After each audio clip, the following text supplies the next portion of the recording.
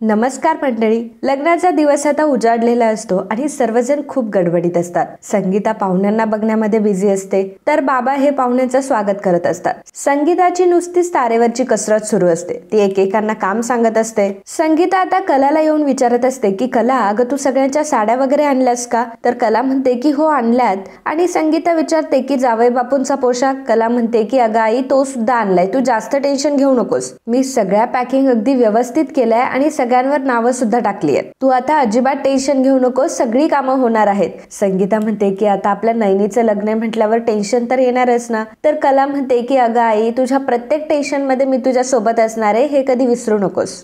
चल आता तू पण आवरून घे. आता तितक्यातच काजू तिथे येते. काजू म्हणते की तायडे, तू सांगितलेल्या सगळ्या साड्यांचे बॉक्स रेडी आहेत आणि त्यांच्यावर नावं सुद्धा टाकली आहे. तर आता संगीताला मात्र तिच्या दोन्ही मुलींचं खूप कौतुक वाटत असतं. कला म्हणते की बघ आई, तू उगाच टेन्शन घेत होतीस आणि आई, आज काजलला मी काहीही काम सांगितलं नाही तरी सगळी कामं अगदी व्यवस्थित केलीत तिने. कला काजूला सांगते की हे बघ काजू, मी जर अवेलेबल नसले तर तुला कामं करावी लागणार आहे. छोटी मोठी कामं आता तुला बघावी लागणार आहे, ठीक आहे? काजू म्हणते की अगं तायडे, तू नको टेन्शन घेऊ, तू मला फक्त कामं सांग, मी बघ कशी फटाफट करते. संगीताला मात्र काजूचं खूप कौतुक वाटत. ती म्हणत असते की अरे माझी काजू, माझा गुंड्या, लई शाना झालायस तू. दीदीच्या लग्नात खूपच मोठी झाली आहे आमची काजू. आणि कले, तुझ्या सावलीमध्ये तर खूप छान वागते हा आपली काजू. संगीता आता इमोशनल झालेली असते. कलाचा हात हातात घेऊन ती म्हणत असते, आज माझ्या नैनीचं लग्न होईल, सगळ्यांचे फोटो देखील निघतील, परंतु त्या फोटोमध्ये माझी कला कुठेच नसेल. नैनाचं लग्न लागताना माझी काजू करवली म्हणून असेल, पण माझी काजू तिथे नसेल. परंतु माझी काजू जेव्हा घरामधून जाईल ना, तेव्हा मात्र मला सावरायला कोणीच नसेल. आणि अगं, कोणत्या मातीची बनली आहेस तू, सगळ्यांचं सगळं करत असतेस. आणि बघ ना, मी तुझ्यासाठी काही करू सुद्धा शकत नाहीये, शेवटी माझे हात दगडाखाली आहेत. आणि तू काहीही काळजी करू नकोस, अंबाबाई सगळं काही बघते आपल्या सगळ्यांसोबत चांगलंच करेल. माझी कला एवढ्या सगळ्यांसाठी एवढं सगळं करते, तर तिच्यासाठी सुद्धा देवीने काहीतरी ठरवून ठेवलंच असेल ना. माझ्या कलाला राजकुमार मिळणार आहे, तुला सुद्धा एकदम श्रीमंत घर मिळणार आहे आणि माझी कला सुखाने नांदणार आहे. आणि मग माझ्या कलेचं लग्न झाली की माझी ही गुंड, ती सुद्धा तिच्या मागोमाग निघून जाणार. आणि मग मी आणि तुमचे बाबा, आम्ही दोघं एकटेच राहणार. आम्ही दोघंही आमच्या लेकी कधी येणार याच वाटेकडे डोळे लावून बसणार. संगीता खूप इमोशनल झालेली असते आणि रडत असते. संगीता म्हणते की बरं, मी पाहुण्यांचं बघते, तुम्ही बघा, तुमचं आवरून घ्या. आणि असं म्हणून आता संगीता तिथून निघून गेलेली असते. तर कला आणि काजू सुद्धा खूप इमोशनल झालेल्या असतात आणि एकमेकांना मिठी मारत असतात. तर इकडे चांदेकरांची सुद्धा लगबग सुरू असते. अद्वैत हा रेडी होऊन आलेला असतो. अद्वैत खूप छान दिसत असतो आणि त्याची आई त्याचे दृष्ट काढत असते.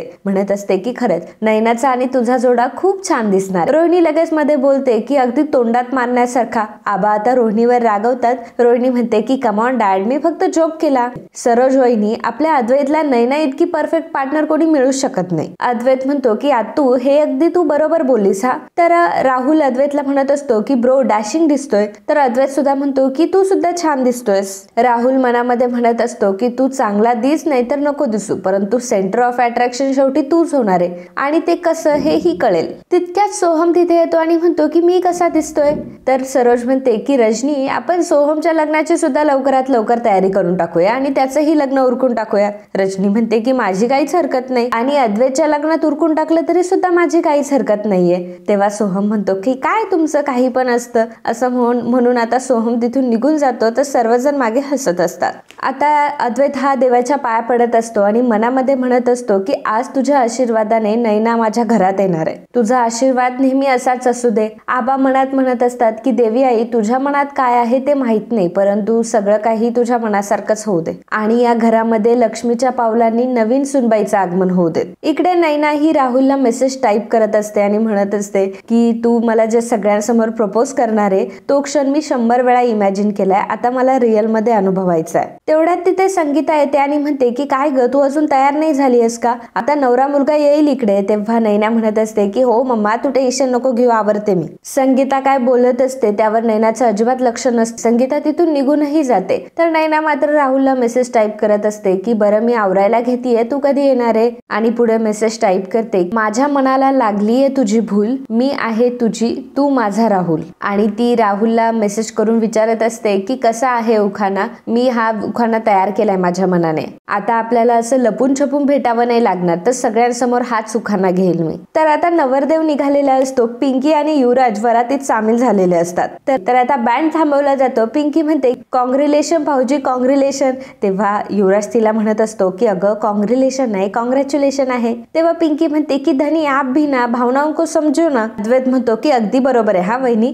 पिंकी म्हणते की ज्याचं आपल्यावर प्रेम असतं त्याच्यासोबतच लग्न होणं किती भाग्याची गोष्ट आहे ना, आणि तुमची केस सुद्धा अशीच आहे ना. अद्वैत म्हणतो की हो. पिंकी म्हणते की बरोबर आहे, आमच्यासोबत नाही असं झालं. नाही म्हणजे आमच्या धनींना जरा उशिराच कळलं सगळं काही. युवराज अद्वैतला म्हणतो की भावा, शेवटी काहीही झालं तरी आपल्या बायकोची साथ कधी सोडायची नाही, खंबीरपणे तिच्या सोबत उभं राहायचं. कसं आहे, तुमच्यातलं प्रेम, तुमची साथ तुम्हाला सगळ्या संकटातून बाहेर काढेल. पिंकी म्हणते की हो ना, आम्हाला सुद्धा त्यांनीच एकत्र आणलं आणि आम्हाला एकत्र ठेवलं. सरोज म्हणते की अरे काय तुम्ही इथेच बोलत बसणार आहात का, आणि तुम्ही एवढं छान आम्हाला सरप्राईज दिलं. युवराज म्हणतो की हा सरप्राईज तर दिलं, परंतु लग्नात नाही येता येणार आम्हाला. अद्वैत म्हणतो की असं कसं. युवराज म्हणतो की आता सरपंच बाईंच्या मीटिंगा आहेत, आम्हालाही कामं आहेत, त्यामुळे नाही थांबता येणार, परंतु त्याची भरपाई म्हणून हा बँड बाजा आम्ही गिफ्ट म्हणून आणलाय. आता सरोज अद्वैतच्या हातात एक चिठ्ठी देते. तेव्हा पिंकी विचारते की भाऊजी कसली चिठ्ठी आहे ही. तेव्हा अद्वैत म्हणतो की अहो वहिनी, सगळ्यात अवघड म्हणजे उखाणा, तो दिलाय. तर पिंकी म्हणते की when Pinky is here why to fear.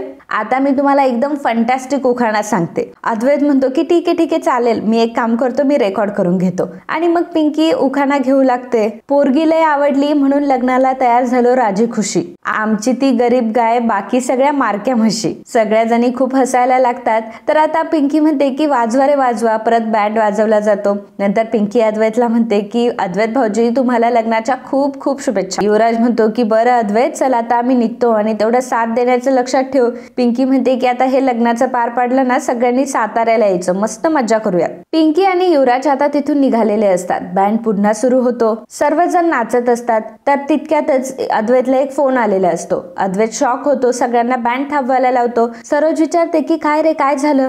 अद्वैत सांगतो की आपल्या जयपूरच्या वर्कशॉप मध्ये एक ऍक्सिडेंट झालाय आणि एका वर्करला खूप लागलंय. आबा म्हणतात की अरे देवा, असं कसं झालं, आपण आताच निघालो आणि ही बातमी कशी काय भेटली. सरोज विचारते की काही गंभीर आहे का. अद्वैत म्हणतो की आई गंभीर आहे की नाही काहीच कळलं नाहीये. राहुल अद्वैतला म्हणतो की अरे ब्रो, तू काय करतोयस हे, तू कशाला टेन्शन घेतो, मी आहे ना, मी जातो जयपूरला आणि तू अजिबात काळजी करू नको, मी सगळं काही बघून येतो. तर काका म्हणत असतात की अद्वैत तू काळजी नको करू, मी आणि राहुल जाऊन येतो. तेव्हा राहुल म्हणतो की नाही काका, मी येतो ना जाऊन, मी सगळं व्यवस्थित बघून येतो. आबा म्हणतात की श्रीकांत तू सुद्धा राहुल सोबत जा. तर रोहिणी म्हणते की आबा झालं तुमचं सुरू, कधीही कोणतीही जबाबदारी राहुलला एकट्याला तुम्ही कधी देतच नाही. काका म्हणतात की रोहिणी अगं तू कशाला उगाच वाद घालते, ठीक आहे राहुलला एकट्याला जायचंय ना, जाऊ दे त्याला एकट्याला, पण राहुल वेळोवेळी तिथे काय काय होतं ना याचं मला अपडेट देत राहायचंय. राहुल म्हणतो की हो, सगळ्याचे अपडेट देईल मी तुला, आणि ब्रो आणि तुला पुन्हा एकदा लग्नाच्या खूप शुभेच्छा. सर्वजण आता गाडीमध्ये बसलेले असतात. रोहिणी राहुलला म्हणत असते की बरं झालं तू रिस्पॉन्सिबिलिटी घेतलीस, आणि तसंही हे लग्न काय तुझ्यासाठी एवढं महत्वाचं नाहीये. राहुल मनाशीच म्हणत असतो की मॉम बरं झालं तुझ्यामुळे मला एकटं तरी थांबता आलं, आता मी माझं काम बरोबर करतो. राहुल आता कोणाला तरी फोन करतो आणि म्हणतो की मी असं सांगितलंय की जयपूरला ऍक्सिडेंट झालाय आणि तुम्ही सुद्धा तसंच सांगायचं.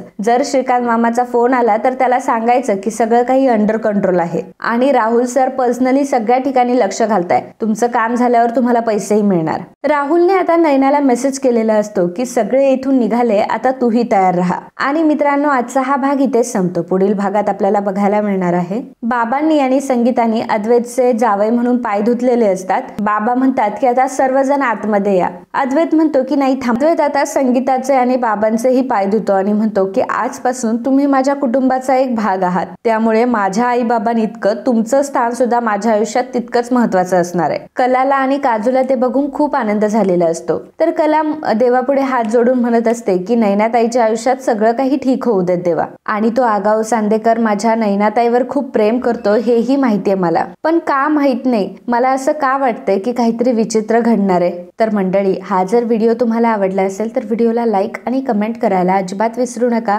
आणि चॅनलला सबस्क्राईब करायला सुद्धा. धन्यवाद.